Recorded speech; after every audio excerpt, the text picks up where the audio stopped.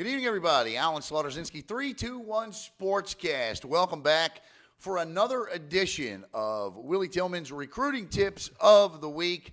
I'm not Willie Tillman. This gentleman sitting next to me is a lifelong Brevard County resident, satellite grad high, Purdue, played football. Yes, sir. At Purdue, the Boilermakers. Yes, Willie, sir. welcome back. Thank you, Alan. Now, last week, Willie, we talked about exposure, highlight videos, things of that nature.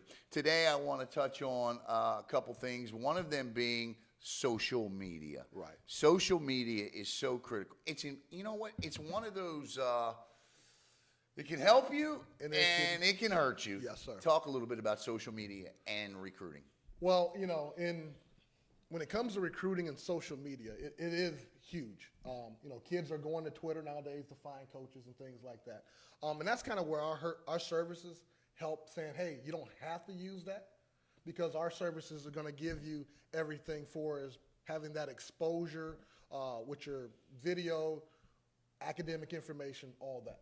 Now, kids do go to social media to reach out to coaches, which is okay, and coaches will reach back out to them. But now, when we're talking about posting things,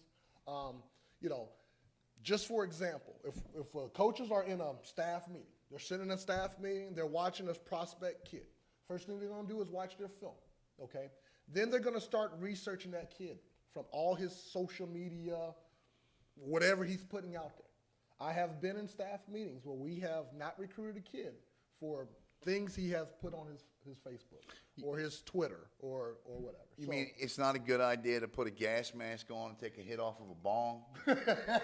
Not at all. Not at all.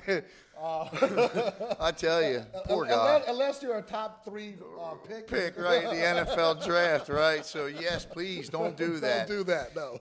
And I think the biggest misconception with social media is even the smallest thing student athletes think, this can't hurt me. But somebody gets on there, you get a kid that gets on there and has seen an episode of Jackass on MTV and wants to jump off a roof into a pool. A college coach sees that, and he may not be on there doing this, that, and the other, and it may look harmless, but he all of a sudden he becomes a non-recruitable kid. Yes, right away, non-recruitable. You got to understand, these coaches and these universities are investing money in you. Some of these schools are $40,000 a year. Yeah. We're talking about 4 years, $40,000, okay? We're talking about $160,000 over 4 years, right? Right. So my math is correct. So if I'm gonna invest that money in this athlete, I got to make sure that I like to call it the trifecta. Okay. We're looking for a kid that has the trifecta. What is all that? right? So he's a good student. Okay. And we're not saying he has to be a 4.0 student. He just has to work hard in the classroom. Sure. Okay. Good athlete, which a lot of times come easy. Gotta be. But you got to do that. Okay. But then the last thing is having that character, the high character. We understand kids are going to make mistakes. You make a mistake, we talk about it, you move on. You make the same mistake 5 or 6 times, it's not a mistake no more, is it? It's a habit. It's probably who you are. Right. Okay. But that's what we're looking for. And you don't want a Facebook post or a Twitter post to hinder your recruitment because you were trying to be funny with your homeboy or homegirl or something like that. These colleges get in depth. To recap, Willie is with Next College Student Athlete, NCSA. And Willie, the colleges get in depth. How in depth does Next College Student Athlete get? We get very in depth. Tell us a little bit about It's a process. First, you're going to talk to one of our recruiting coordinators, trying to figure out what you're looking for, if we can even help you. Because we can't help everybody. If you're not a recruitable athlete or you don't have, really the grades wouldn't be a problem because there are JUCOs. Sure. But a lot of times it's the athletic. They think they are better than they are. Right. Okay. Now, even though there's a lot of colleges out there with sports teams, but so we got to make sure first that they're recruitable.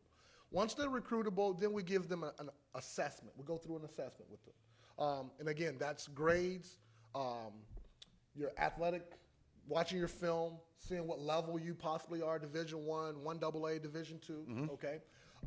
And then once we get you signed up, we're going to get that profile, get that exposure for you, okay? Then we're going to start helping you reaching out to schools, finding those schools that fit. And then we have so much support where you can have a personal recruiting coach if you want. 24/7 a day. You could call that coach and like, hey, I got a question about recruiting. We also help with the ACT, SAT. You're talking about, we use a company called Method Test Prep. They're going to help, prepare for that ACT or the SAT, Right. which one you're taking. And again, as we discussed last week right here, the service is not nearly as expensive, and there are options to pay and how to pay. Yes. And it's important because this is a process that parents and student athletes go through over a 4-year period where I promise you, Willie, and I know you hear this all the time, it's such a stressful point in time in a young man or woman's life. It is. And a service like yours with the credibility and integrity that you have, that the service has, can really take a lot of these pressures away, can't you? Definitely. Because the recruiting process is even if it wasn't recruiting, if you were just trying to go to college as a regular student, that's stressful. Right. Now, you put recruiting on top of that, it makes it that much more stressful. Especially when you got this coach telling you this coach telling, well, what can I believe? I don't know. Right. And that's, again, we're here to give you that guidance, that education, and kind of just, calm things down a little bit and say, hey, this is what we need to be doing. This is how we do it, okay? And now let's find these schools. Right. All right, again, because if you're looking at, there's over 900 universities that play football. If you're trying to look at all 900 universities, that's going to be stressful. Yep. But if we can break that list down to 20 to 30 of schools that have your major, that fit your athletic ability, now we've taken a lot of stress off already. Well, I can tell you each and every week right here on Willie Tillman's recruiting tips here on 321 Sportscast, you're going to learn what it is you need to do. And why not just pick up the phone and call next college student athlete and get a hold of Willie and get the process started for your student athlete or student athletes. Tell your parents you want to take the pressure off of yourself a little bit. That's there. right. That's and right. let's give them a call. And what we learned today, just to recap, is social media. Remember this emoji, right? Thank you and pray. All right? That's right. That's a dual emoji there. Really the only ones you need to be using on a consistent basis to impress the college coaches. For lack of a better term, don't be a knucklehead on social media. You know what's right to say. You know what's wrong to say. You know what's right to show. Even if everybody else around you are knuckleheads, Right. people, they do know right from wrong. They do know right from wrong. And make that decision. And if it's questionable, if you're questioning it, don't do it. I think that's the best advice anyone can get, student athlete or otherwise. Willie, we'll see you next week. All right. Thank you so much for Willie Tillman. I'm Alan Slaughter-Zinski here on Willie Tillman's Recruiting Tips of the Week here on 321 Sportscast. Have a great night, everybody.